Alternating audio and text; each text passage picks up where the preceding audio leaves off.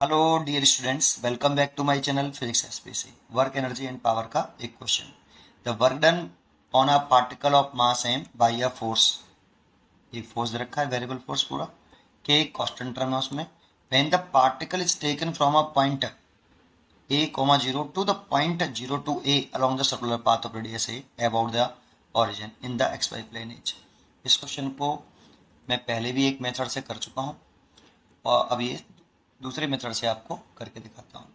जरा देखिए, सबसे पहले इसका एक डायग्राम बनाइए कि जो पार्टिकल है ना, पहले तो फोर्स गिवन है वो लिख लेते हैं। एफ वेक्टर गिवन है वेक्टर फॉर्म में, K x over x square plus y square की पावर 3/2 आई के plus y over x square plus y square की पावर 3/2 जे के। यहाँ के कांस्टेंट टर्म है, ठीक है, ये रखा है।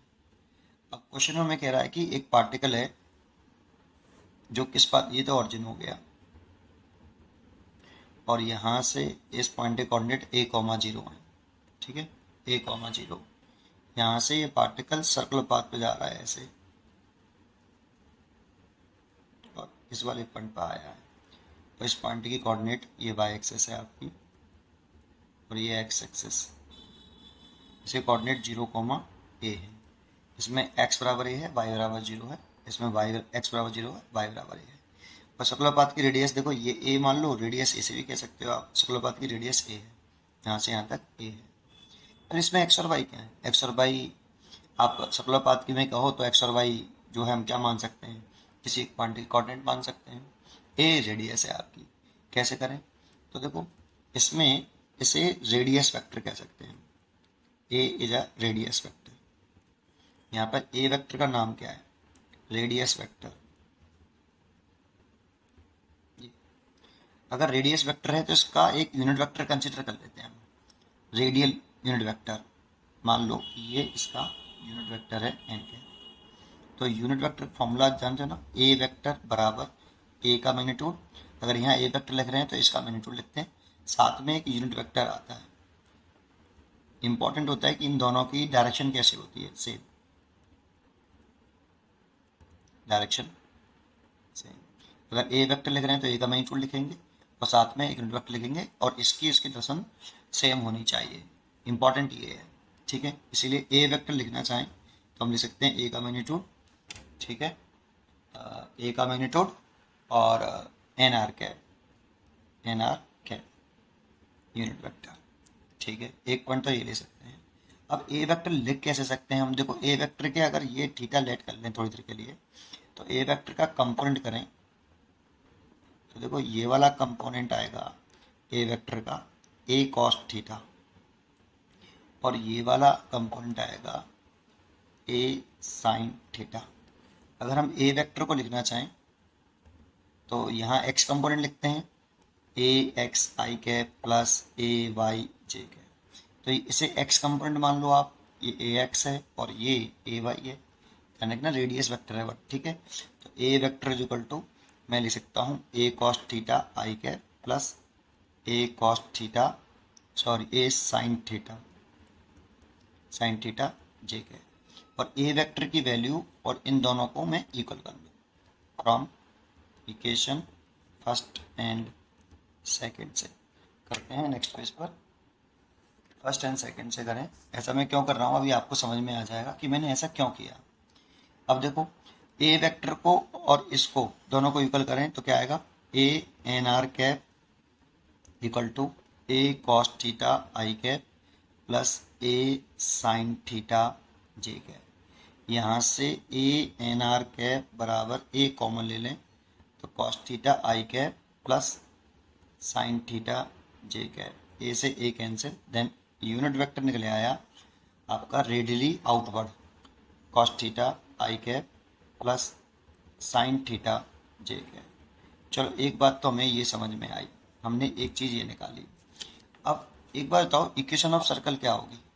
इक्वेशन ऑफ सर्कल, क्योंकि इसके कोऑर्डिनेट ऑरिजिन के सर्कल के सेंटर के कोऑर्डिनेट 0,0 हैं, और सर्कल के सेंटर के कोऑर्डिनेट अगर 0,0 हों तो इक्वेशन ऑफ सर्कल होती है x square plus y square और रेडियस का स्क्वायर, और रेडियस यहाँ ए है, इसीलिए ये होती है। इसीलिए क्या करें भाई,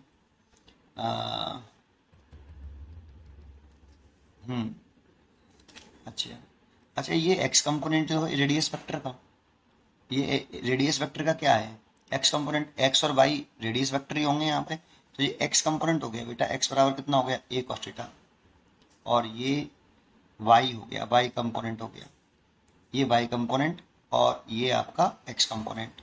इसीलिए हम ये लिख सकते हैं यहाँ पे कि एफ वेक्टर इक्वल टू के ब्रैकेट में x over x square plus y square की पावर 3/2 आई के plus y over x square plus y square की पावर 3/2 जे के। अब हियर यहाँ पर रेडियस वेक्टर का x component, x component of radius vector, x component of radius vector x is equal to A cos theta, और y component of radius vector y equal to A sine theta.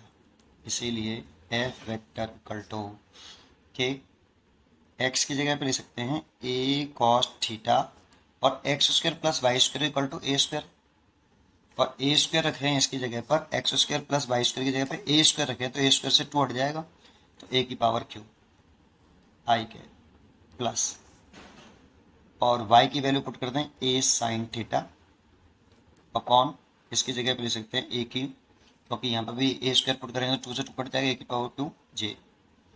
अब इसको solve करें तो F vector equal to K A square common ले लिया, देखो ए से ए cut जाएगा ये, और यहाँ से ए कट जाएगा, ठीक है, तो ये हो जाएगा कॉस थीटा आई के प्लस साइन थीटा जे के।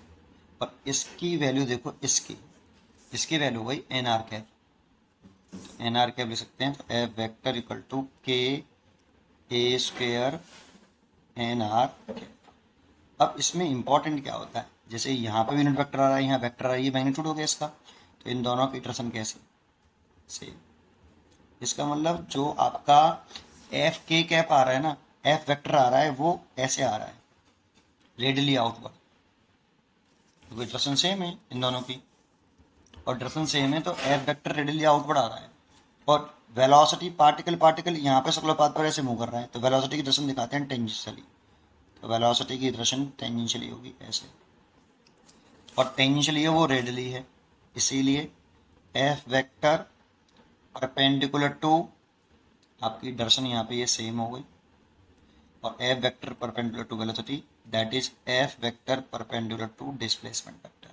इसीलिए वर्क डन निकालें, W बराबर F vector dot S vector, that means F S cos 90 degree. इसीलिए वर्क डन कितना आया, 0। उम्मीद करता हूँ आपको ये समझ में आया होगा, और इसका एक और वीडियो मैंने बना रखा है, उसे मैंने एनालिटिकली करा है, और इसको मैंने इस तरह से किया है, वो ज़्यादा अच्छा है इसके कंपेयरिंग। पढ़ते रहिए और खुश रहिए। Thank you.